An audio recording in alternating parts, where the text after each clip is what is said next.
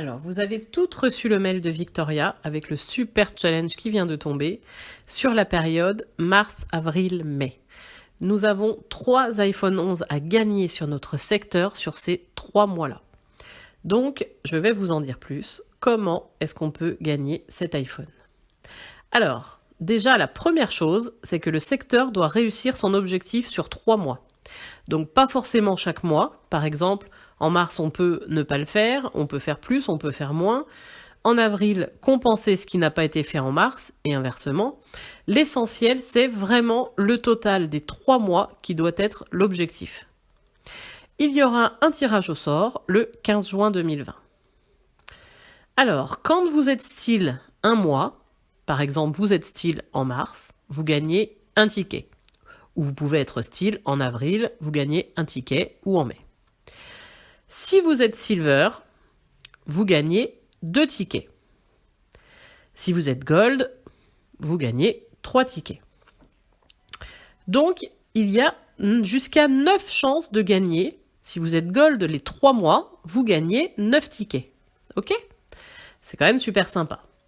Et on peut avoir une chance de gagner si on est style seulement une fois sur l'un des 3 mois. Hein. Je vous rappelle que les paliers style sont quand même faibles, donc c'est quand même vraiment hyper accessible ce challenge. Alors, j'en profite pour vous rappeler les critères. Donc, être style en mars, c'est 1195 €, donc 2 démos. Silver, c'est plutôt 4 démos, 2389, et Gold, 6 démos, 3584. Attention, cela dépend évidemment de votre moyenne de vente. Hein. Plus vous avez une moyenne de vente élevée, moins vous aurez de démos à faire. Là, moi, je suis vraiment partie sur une moyenne de vente à 650 €, la moyenne basse. En avril, on est sur des chiffres qui se ressemblent aussi. Toujours à peu près pareil, 2, 4, 6 démos. En mai, les chiffres sont un tout petit peu plus élevés, mais toujours sur le même ordre d'idée. Donc, si vous avez une activité à peu près régulière, vous êtes quand même sûr d'avoir au moins un ticket pour participer au tirage au sort. Alors vous allez me dire, oui, mais il faut que le secteur réussisse son objectif, sinon on n'a pas de tirage au sort. Oui, ça c'est quelque chose que vous ne maîtrisez pas, je suis d'accord. Mais encore une fois, on va utiliser l'implication de chacune pour que cet objectif se réalise. Alors comment ça se passe ? Alors, déjà, il faut que vos démos soient validées. Toutes les dates à l'agenda que vous avez déjà sur mars, avril, mai doivent être validées et que les dates ne bougent plus. Sauf bien sûr événements exceptionnels. Mais ça c'est très important de le faire maintenant pour qu'on puisse libérer les créneaux et pouvoir redater. Évitez au maximum les annulations, je sais que vous aimez pas ça non plus, hein, ça vous met dans l'embarras, mais pour le coup là, pour ce challenge, ça sera vraiment très très compliqué. Donc faites tout pour, et au lieu d'annuler par exemple, essayez de reporter la démo, toujours sur la période du challenge, mars, avril, mai. Vous pouvez aussi rajouter du rendez-vous sur la période du challenge, hein, ça sera toujours ça en plus, qui nous permettra d'avancer dans la bonne direction. Et pourquoi pas prospecter avec votre téléphone, hein. S'il y a quelques mois vous avez des personnes qui n'étaient pas très sûres pour des démos, c'était pas le bon moment, etc. Et ben là pour le coup justement c'est peut-être le moment de les rappeler. Vendez-leur l'idée qu'avril et mai c'est des super mois pour organiser une démo. Alors quels sont les arguments qu'on va utiliser ? Eh ben fin mars on a quand même la sortie des temporaires printemps. Et puis la préparation de la fête des mères à partir d'avril. Donc c'est quand même l'occasion de dater pour la fête des mères, pour que les invités puissent faire leurs cadeaux pour la fête des mamans.